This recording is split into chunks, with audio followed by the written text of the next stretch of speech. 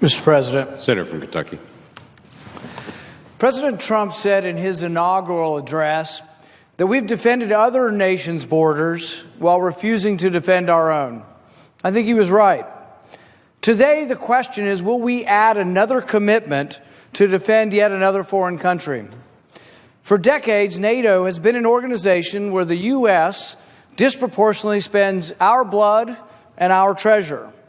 The other NATO countries have largely hitched a ride on a U.S. train that subsidizes their defenses and allows them to direct their revenues to their own domestic concerns. In short, Uncle Sam is the Uncle Patsy for the rest of the world. The question today is adding another country with less than 2,000 soldiers, is that adding them to NATO, will that be in our self-interest?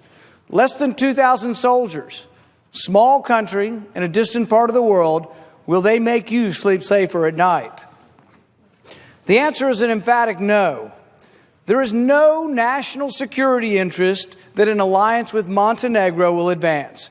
If we invite Montenegro into NATO, it will be a one-way street with the U.S. committing to defend yet another country and you, the taxpayer, being stuck with the bill.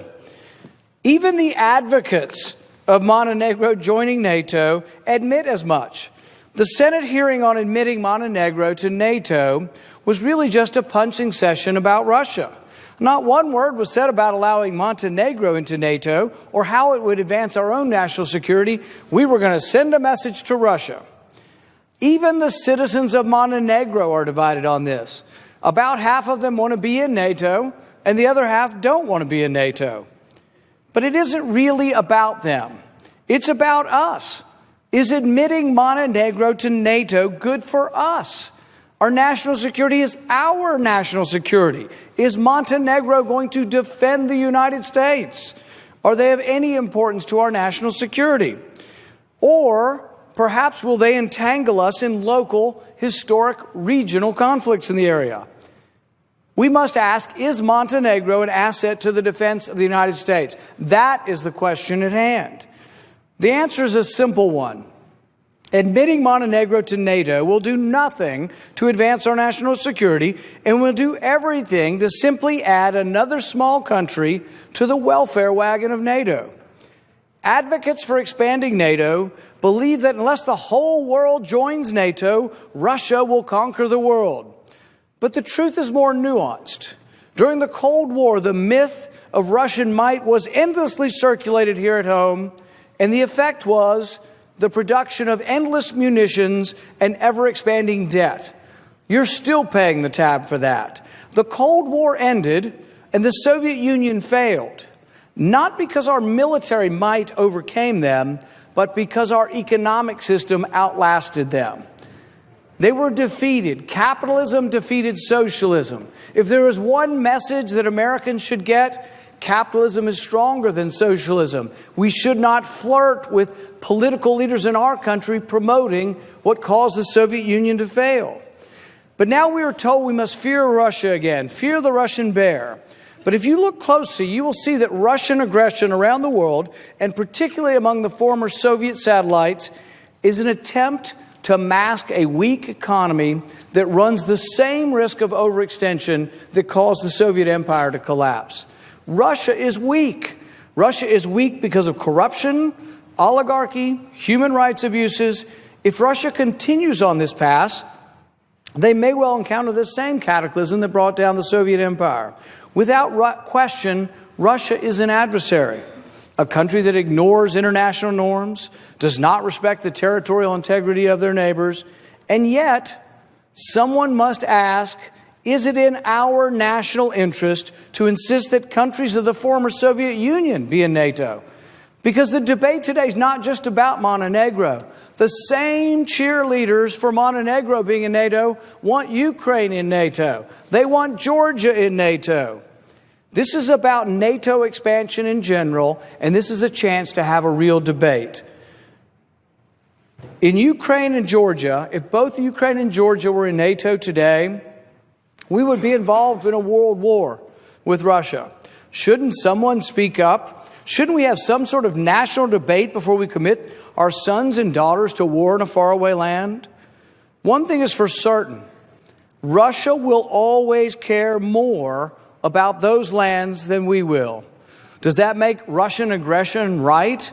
Absolutely not. But our decision, the decision at hand, is are we willing to send our sons and daughters to fight in border disputes over Montenegro? Most Americans couldn't find Montenegro on the map. Are you willing to send your kids there to fight? That's what this is about. And this is sloughed over. They're going to forbid amendments. I forced this debate. Nobody wanted to have this debate. They want a rubber stamp. They want no debates. And they want to send your kids to war with no debate. Today they will pass this at my objection. But they will allow no amendments. When I finish this speech, I will ask for an amendment. And it will be denied because they do not want to debate whether your sons and daughters go to war. I find that appalling. I am ashamed of a Senate that will not have a debate and will not have a vote. From the very beginning, our republic was founded on a deep suspicion of entangling alliances. Our founders wanted to do everything possible to avoid the endless chronic wars in Europe. In Europe for centuries, kings from one nation fought their brothers and their cousins in other nations. This meaningless fratricide continued even into the 20th century. The Founding Fathers were emphatic in their desire to avoid endless war.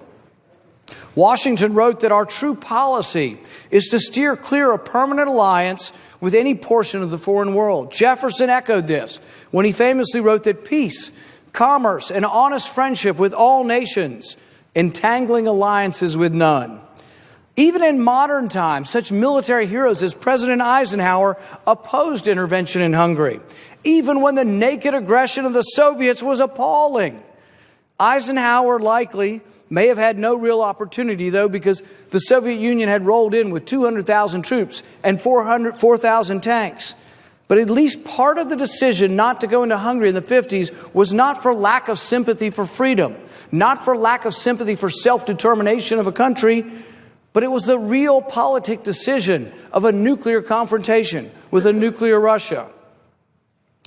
Fast forward to today. For 16 years we have been at war in the Middle East. 16 years. Our justified response, if I had been here, I would have voted for going after the people who attacked us on 9/11. Our justified response, though, has drug on and on. There are people fighting in the war who were not born on 9/11. The Congress voted after 9/11 to go to war. They voted to go after the people who planned and plotted the attacks on the Trade Center. That vote from 15 years ago is used to justify all war everywhere on the planet. There has been no meaningful debate on the wars we are currently involved in the Middle East. We currently fight illegally and unconstitutionally in the Middle East because your representatives are afraid to have a public debate. They will stifle debate at all costs, and they will broker no amendments. They will allow no amendments to occur. Our unrestricted, unvoted upon involvement in war everywhere informs my opposition to expanding NATO. Everyone likes to talk about NATO's Article 5 obligation to come to the defense of any NATO ally is attacked. That is in the treaty. If Montenegro is attacked, we will have to respond. But my concern is that many in Congress believe that Article 5, saying that we have to defend Montenegro, that this farms out this power to declare war to an international body, and they don't think they have to vote again. You don't believe me? They haven't voted for 15 years for war, and we are still at war. We continue to go to new countries at war with no vote. You think that Montenegro won't be attacked and there won't be a war without a vote? This is their history. Their history is one of not obeying the Constitution. David Fromkin puts it this way: if it is now agreed by treaty that an attack on a NATO ally is deemed an attack on the United States, then it can be argued that the president is empowered without congressional authorization to send us to war. Don't believe me? We've been at war for 15 years. We've been at war with dozens of new tribes, dozens of new countries with no vote on war. The most important vote a legislator will ever take is whether or not to go to war. And yet today we will vote for an automatic war if somebody invades Montenegro. And mark my words, they won't obey the Constitution. They'll say, we voted to put them in NATO. Article 5 says we have to defend them. That's not the law of the land, and you should have to vote in Congress, but nobody obeys the law. So if you're worried whether your kids will be sent to the Balkans or your kids will be sent to Ukraine or Georgia, call your representative and tell them stop. This is the crux of the debate. Congress has abdicated its role in declaring war. For 16 years, we've been at war in the Middle East. Dozens of different tribes in dozens of countries, and yet no vote. People say, well, we should fight ISIS. Well, let's vote on it. Let's declare war or not. But you can't tell me that ISIS has anything to do with 9/11. They don't. Many of their fighters weren't even born then. The authorization for war in Iraq was specific to a specific enemy in a specific place. So was the authorization after 9/11. The authorization for war in Afghanistan was specific, and it says, directed against necessary and appropriate force against those who planned, authorized, committed, or aided the September 11th attacks. They actually put in the authorization for force that it was about 9/11. None of what's going on is about 9/11 anymore. They're not the same people. Some of the people we're fighting now didn't like those people. There's a whole confusing set of religious wars that have been going on 1,000 years in the Middle East, and yet your representatives will say, send me your son, send me your daughter, but we don't have time to vote on whether it should be a declared war or not. This vote is now used to justify war around the globe, the vote from 9/11, from 15 years ago. It is a lie, and it is a disservice to our young men and women to have them fight under false pretenses, where the senators don't seem to have time to have a debate. No active war anywhere around the globe that the U.S. is involved with has been authorized by Congress. We dropped more bombs the other day in Pakistan. We sent a manned raid into Yemen. Raise your hand if you know what the hell's going on in Yemen and who's fighting whom and who is our enemy. The one we killed the other day was Al-Qaeda, probably a bad guy. He was actually fighting against the Houthis, who we're also fighting against. Who are the good guys? Shouldn't we have a debate? Shouldn't we decide whether we're going to war in Yemen? Should we be giving the Saudis bombs? They bombed a funeral procession. They killed 150 civilians and 500 people. We just let it go on. We keep giving them weapons. I tried to stop selling bombs to the Saudi Arabians.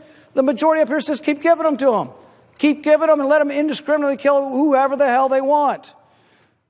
So NATO, should we expand it? Perhaps what we should do is make it clear that the NATO treaty is not a blind, open-ended promise to go to war anywhere, anytime. So before we go to final passage, I will offer one amendment. This amendment will be blocked because they do not want debate and because they will be embarrassed if they have to vote against this amendment. But realize what this amendment asks.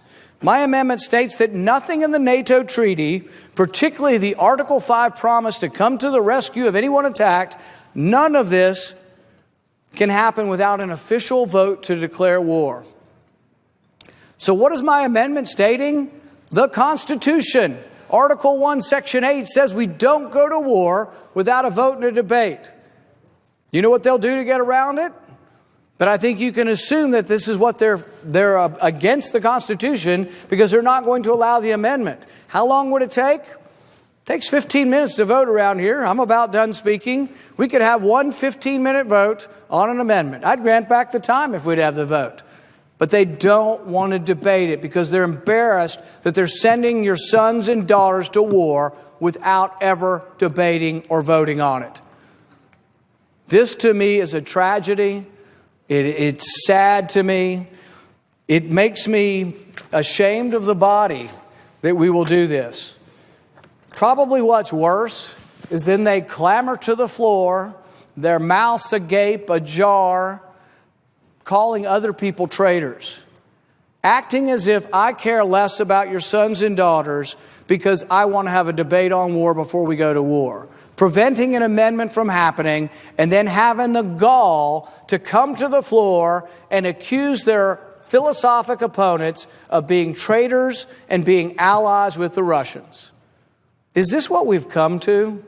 Is this where we are as America? That you can't take a principled stand against war? That you can't stand up on principle and say, are we really going to go to war over Montenegro, over Ukraine? Are we really going to go to war over Georgia? And you're accused of not being patriotic to your country? You know, I care as much as anybody about our soldiers. And when I talk to our young men and women who serve, you know what they tell me? They want someone to stand up and have a debate. They will do what they're told. Our soldiers are brave, and they will go where they are told, and they will obey orders. But the people here who are these mouthpieces for war, who think every soldier wants to go to war, go out and meet the soldiers and ask them whether they want the civilian senators to debate and have a formal declaration of war. That's all I'm asking for. 15 minutes and an amendment that says we will obey the Constitution. If Article 5 says we need to go to war and Montenegro's attacked, we will do the proper thing. We will come to the floor of the Senate. We're not sending troops to Montenegro without a vote. Is that too much to ask for? We'll see. With that, Mr. President, I'd like to call up my amendment that says that we should obey the Constitution and that we should declare war before we go to war. This would be amendment number 199.